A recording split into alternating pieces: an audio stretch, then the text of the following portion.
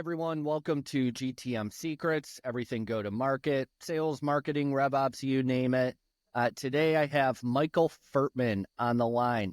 Michael's got a really interesting background, both in enterprise as well as, especially recently, startups. So I think he can give us some really good perspective on what he's done in a lot of different organizations across go-to-market, marketing, product marketing, etc.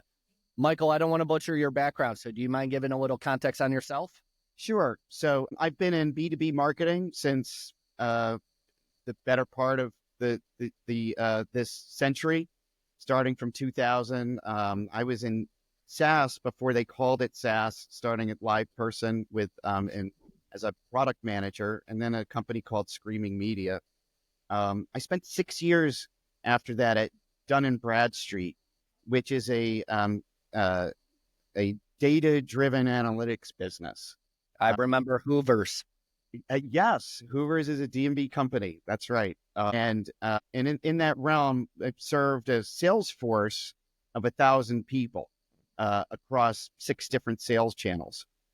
So it was a world where, as a product leader, it was important to make it really easy for those salespeople to understand what your products could do and who they were important for, because they had the option to sell products from across 3 different business units, each with, literally dozens of products.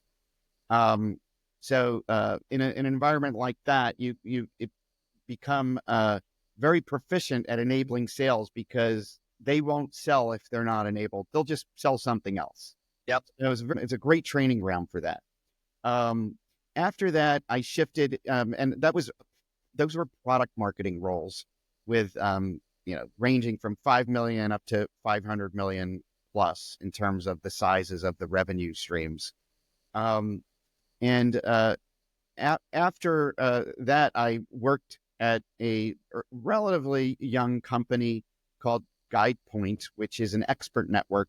And I was there for almost 4 years, where I basically built the marketing function from the ground up and the tools, very, again, focused on, at first, sales enablement and then branding and growth.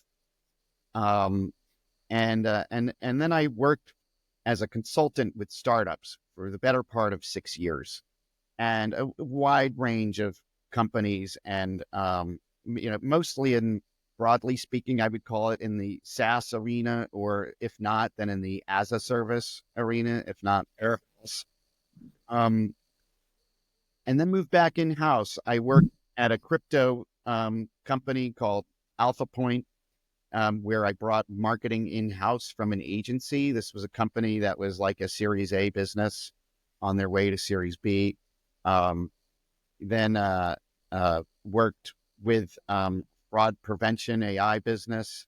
That was, I would call them very much a bootstrapped, self-funded kind of company that was very, very customer focused, not wanting to take on big investment to grow too quickly, much more focused on thinking, if we get it right with our customers, they will be our marketing, and let's service everyone wonderfully.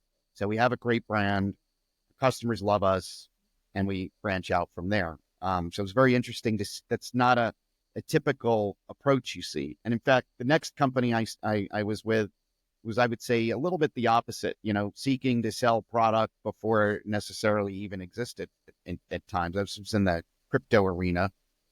So there again, I built the marketing function from the ground up in what was, for me, a completely new world. Even though I had been in crypto, this was sort of a different level of depth, of really having to understand it at a deep level across different arenas of that business. So launched many solutions into the marketplace, and we did a great job of bringing the horses to the trough, so to speak, but none of them really liked the water. So that was a real, key learning about product market fit. Is that crypto company still around today? It is not. I feel like that's the case for most crypto companies. Yeah. And it wasn't like, a fraud. It was just, it never quite, with each new onboarding, we'd learn what what they needed that they didn't have, all in terms of essentially like basic blocking and tackling of onboarding and the product really delivering, what at the level we needed it to. Crypto, and I'm not talking about like the price of Bitcoin, but crypto companies just in general have plummeted. They'll come back. Crypto's not going anywhere, but I don't think people were ready for it yet, back during COVID and right before them when it was huge. Yeah. Yeah. I mean, I could go on a big discussion about that, but I'll just leave it with this. Is then most recently I was at Apex FinTech Solutions, which is a really wonderful company that they're democratizing the world of investing because they're enabling lots of fintechs to add investing to what to their offerings without having to build this tremendous infrastructure that's required. And then on the other hand, there's a whole world of financial advisory that uses a different set of tools. They have different kind of use cases, but what a company like Apex does is they can plug in and reduce like tremendous friction in the onboarding of their customers. It's like night and day. And when you're an advisor trying to onboard a company or a customer, it's a big deal. You don't want them to get stuck, right? And that role is much more product marketing focused and what feels much more like an enterprise, even though it's like a 900-person company. Now it's certainly not, a $1 billion company, but it is in the hundreds of millions and profitable. And I'm on my way back into a startup as we speak. Congrats on the new gig, man. So it's been really interesting. So here's where I'd like to start. You've been a CMO, head of marketing. You've also ran product marketing. In SaaS, which I'm in as well, a lot of people listening are, it's almost one and the same, right? It's not, but they flirt so much together that it does become one and the same. Where does product marketing start and end compared to a more holistic, just general marketing? Sure. So if I were to just take a giant step back, I think when you get to the core of what a company or a business unit or product leader needs to do to drive growth, the 3 C's and 4 P's still matter. It's how do we unpack all of that? Customers, the company, and competition. It's super important to really have a strong perspective on who is my customer and who do they care about. Wait. Not everyone's going to know what you mean by the 3 C's, 4 P's. Walk through that.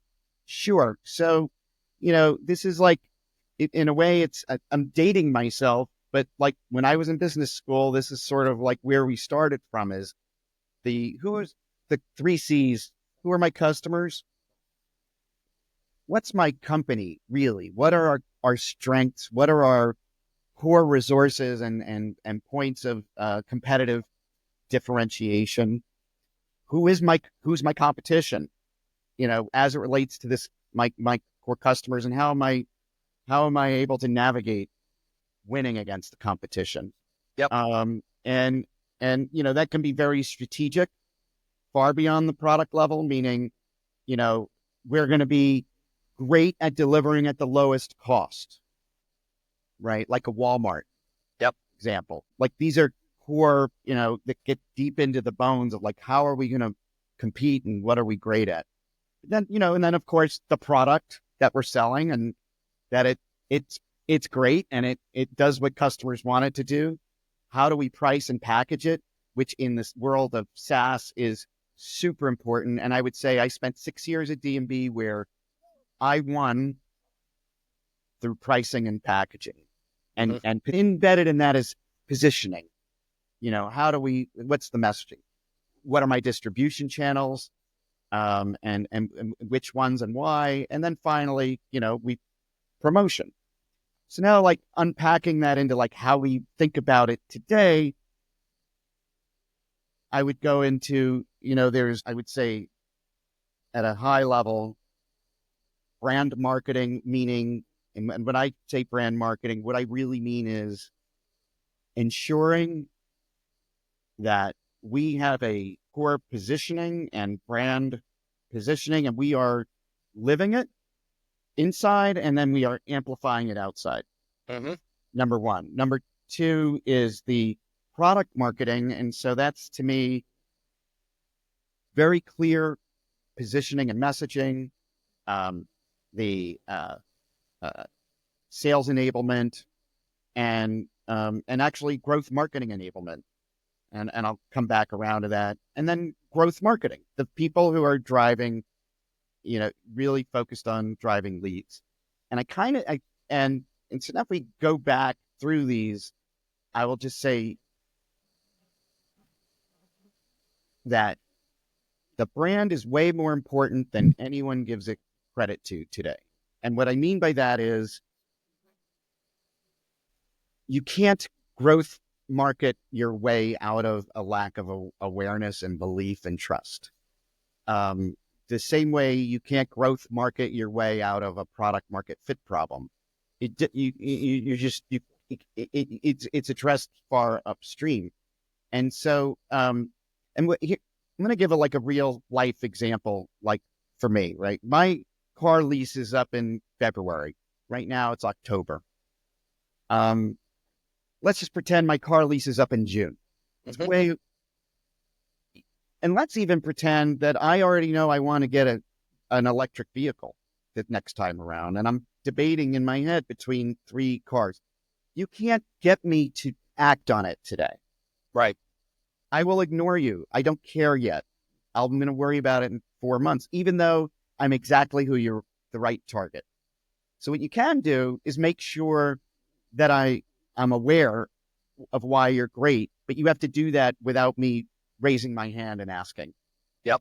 And because the way it really works in real life in B2B is that even if I know I'm ready to move from Salesforce to HubSpot or vice versa, I don't want to engage with you until I've got my other 75 things on my list done.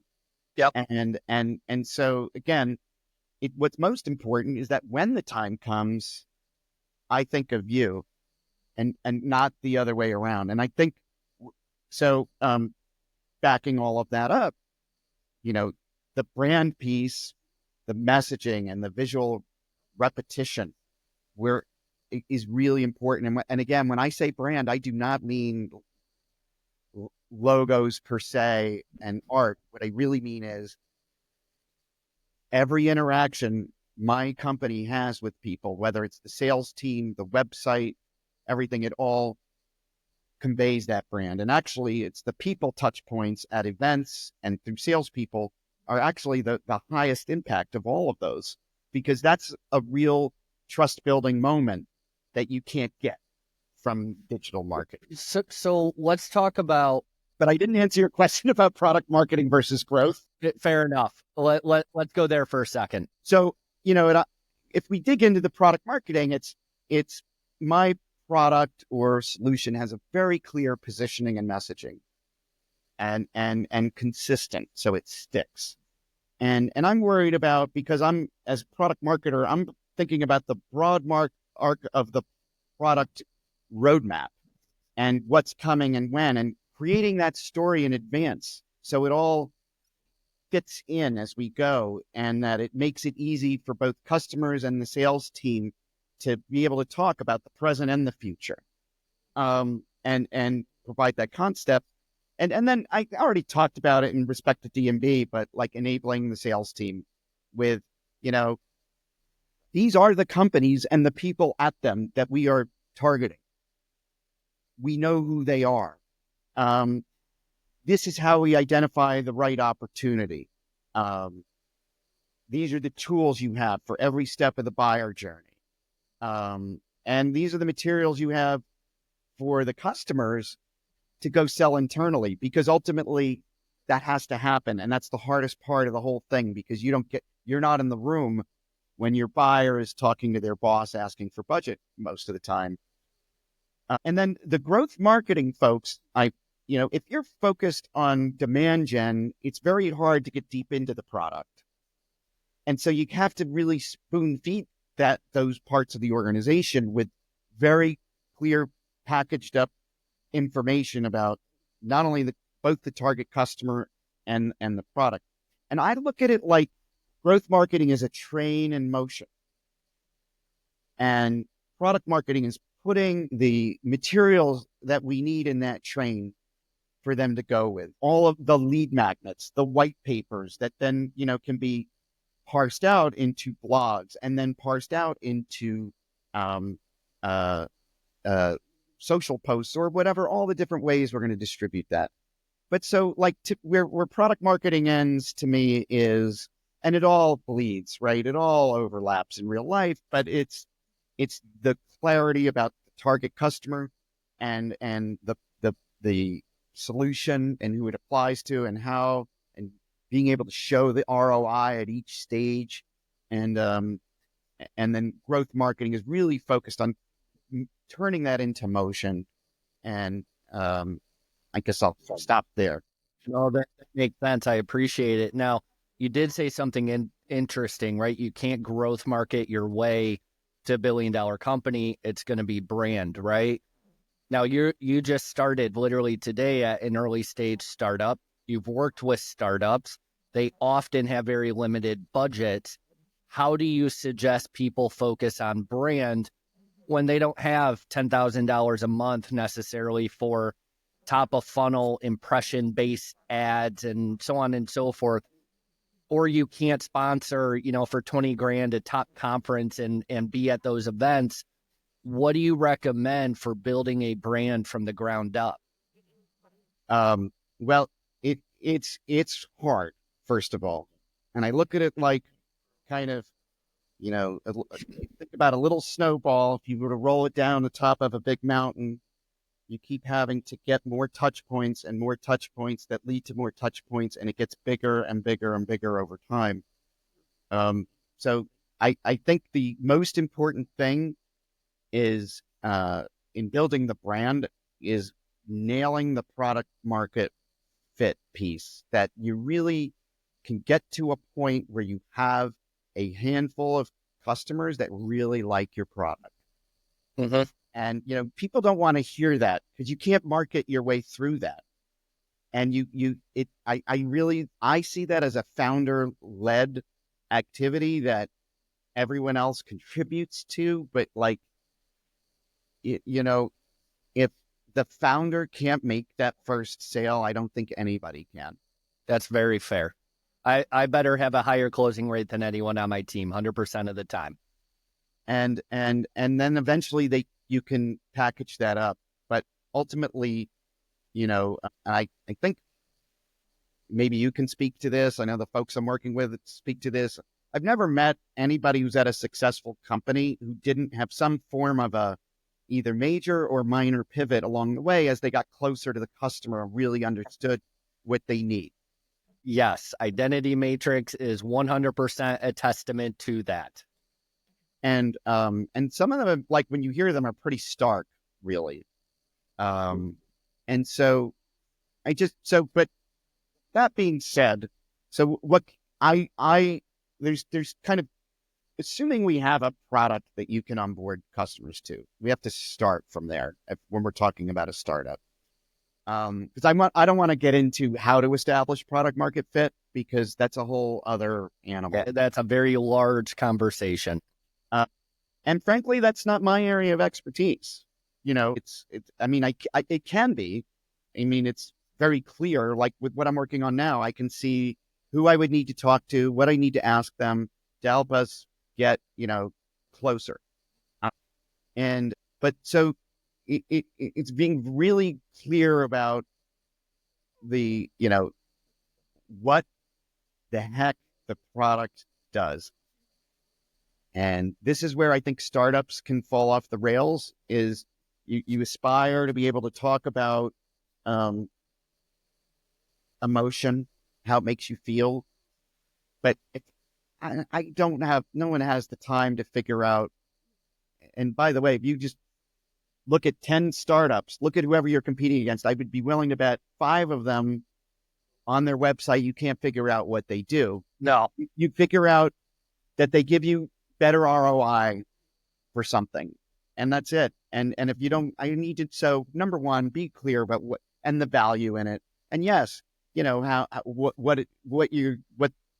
you're going to benefit. But at some level, like when you're a new company, you should need to be crystal clear about what it actually does.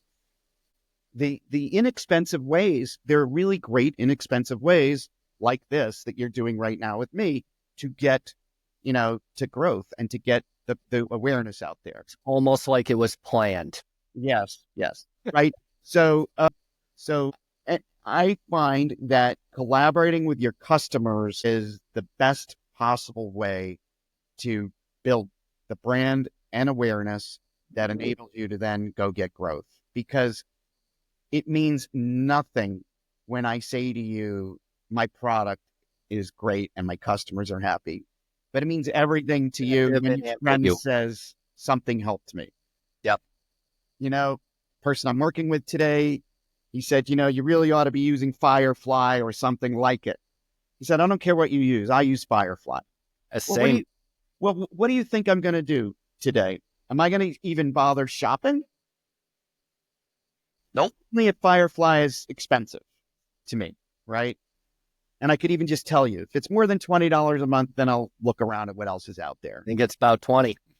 Right? See how easy that was?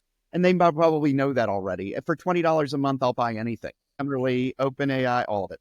So, and that's, so it's all of these basic, I think these very standard tactics really work well if well executed.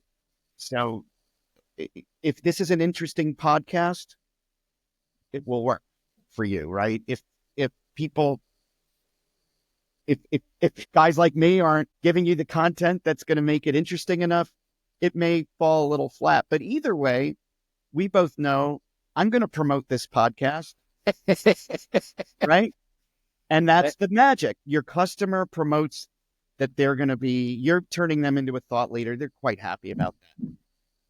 But it doesn't work if you don't have customers. And so I really think it's a chicken and egg. Now, at the same time, that doesn't mean we shouldn't be reaching out proactively to the target customer.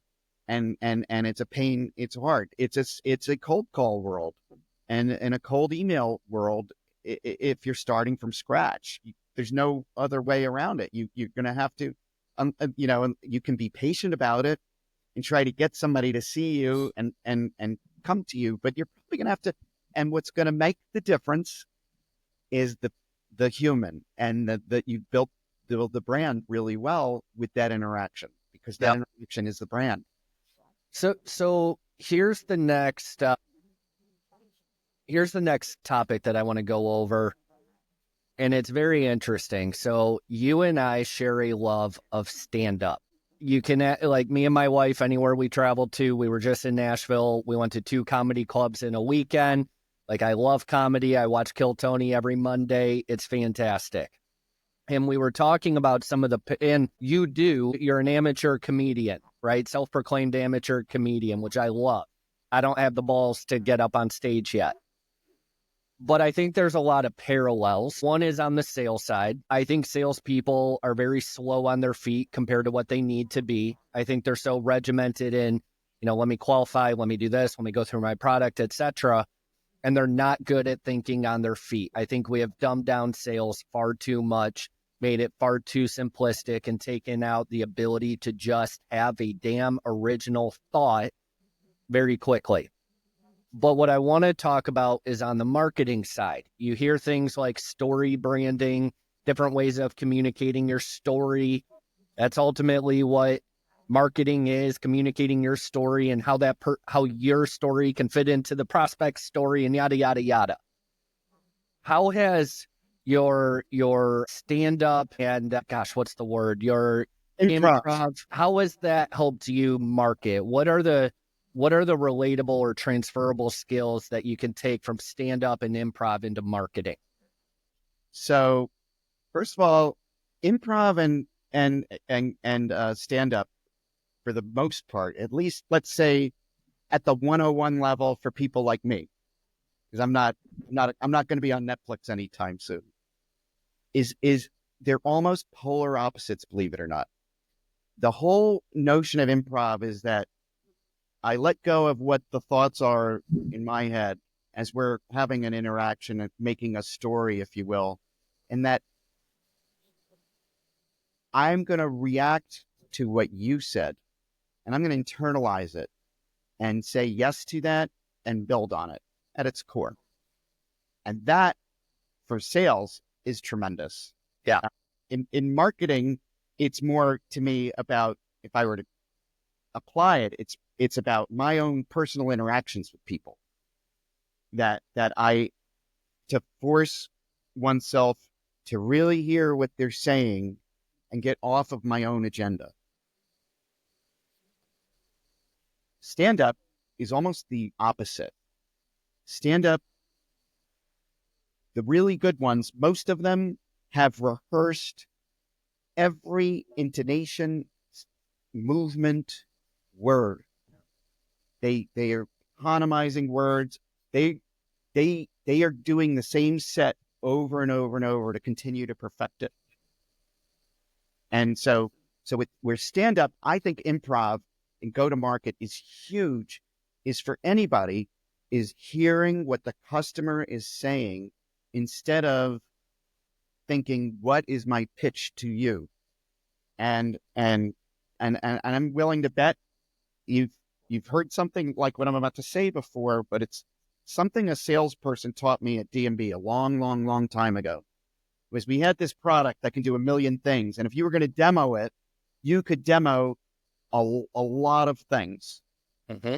What really worked best is when you hear ahead of time before the demo, you know what the customer is trying to accomplish, and you just show them those two things, and that's it. Yep. Why? If I show you 50 things and only two of them matter to me, I feel like you're overselling me, and I'm paying for a bunch of stuff I don't need. Whereas the other way, I think this is exactly what I wanted. Not only that, but I would go further and even say the more info you give somebody, whether in marketing or sales, the more questions they have. True. Questions are not good. You want to bring them certainty. So the less info, and sure, they can learn about all the other crap that you do down the road, but the more certainty that you can provide them in the one or two things they actually give a care about is far more important. Yes. Like, yes. Like, we're in violent agreement on that. And then so, like, where stand-up comes in is sort of an appreciation for every single word. So I should, just say I'm far from even an amateur in a way, but I've taken a number of classes, and it's all about the writing. And it's half of its performance, but a good, without the writing, you're kind of nowhere. And I've done this same set a couple times, and I record them all. I'm like, why'd they laugh that time, and this time they didn't? And it's literally, you could see how by reversing the order of something made them distract from the point, whereas the other way it emphasized the point. And you wouldn't realize it until you get that feedback, and that every audience is different, and you sometimes you have to kind of change what you were going to do, but it really highlights the importance of every word, and I think that's where it comes in, and with a on the sales side, it's a double-edged sword, because I do think it is very important to, like, have your talk tracks, if you will, or your brief ways of communicating certain things. But on the other, it's so important to be consultative and really understand the problem someone's trying to solve. And frankly, I think sometimes if you're going to be really great at what you do, you have to be able to also say, if that's what you really, really, really, really need, I actually think this other solution is what you need. One of my favorite phrases is the difference between manipulation and influence is intent. If you don't have the willingness to walk away, you're manipulating. If you are using someone's emotions to sell them on something that you truly believe will have an impact on their life, that is influence, in my opinion. Mm-hmm. You're playing with emotions no matter what, but what's the actual intent there? So I fully agree with what you just said. Yeah. I'll take it. Go ahead. Go ahead. My dad was in sales. He used to sell to retailers, and they'd come in, the people from Macy's to look at all the jewelry or what have you. And they'd start picking things out. And sometimes he'd say, none of this stuff is selling. Don't buy it. Yep. And in fact, but what the flip side of that was he could call 20 people up and say, we have a hit product on our hands. You need X dozen of these in your stores. And they would buy sight unseen from him because they trusted him. And he also knew this is a different world. Don't sell them. I want them to see an empty rack. I'm not going to sell them more than what they can buy, sell. Yep. So, and it all comes back to basically making your customers successful. And I just think that has to be at the core of everything you're doing with the product and the salesperson and the marketing. And and so the marketing and we come back to content marketing and that sort of thing is, how do I make my buyer more successful? How do I make them not just look good, but actually be good, better, and that's, of course, that's a tall order. And I can't say I always have the answer to that, but it's that kind of thinking, of even from that salesperson's perspective, that you're going to make by giving this to your customer who's at this stage, this ROI calculator or this battle card or whatever it may be. It's not just going to help you, salesperson. It's going to help them, and they're going to appreciate you for that. And that's the brand. And this is where I think a lot of marketers fall off the rails, frankly. It's in B2B, those touch points blow away any ads you're going to do or any marketing you're going to do. And so helping shape that as a company, I think, is important. That doesn't mean growth isn't hugely important. I don't want to detract from it, but I'm just saying that I think these touch points are what people really remember. No, I fully agree. Michael, I really appreciate you coming on, man. Where is the best place for people to connect with you? Well, LinkedIn is probably ideal. And my LinkedIn profile is, Michael, it's Michael Fertman you'll find me very easily. And then otherwise, it's /B2B SaaS CMO, LinkedIn, /in/that. Yep. Yep. And thank you very much. Yeah, I really appreciate it. Most of our listeners are in B2B SaaS. They're early, small to mid market on average. So I think that there's a lot of things that they can learn about product marketing versus marketing, how to tell a story, etc. And I'd love to even have you on again in the future, talking a little bit more about that storytelling, story marketing, etc. Yeah, and just real quick on storytelling, there are a number of basic classic frameworks. Actually in improv, they were teaching us one. This was the world. This is how the world is today. The beginning of the movie where they set the future, whatever this world state is, and then something happens, and it causes and then something else happened, and then something, and the plot sort of, brings you into how the world's changing, and then then the hero comes in. Yep. And there's a number of different frameworks that work really well to help people feel invested in the story. I love it. Again, I think we're going to have you back on. Go connect with Michael Fertman on LinkedIn. But man, I really appreciate it. Thank you. Thank you very much.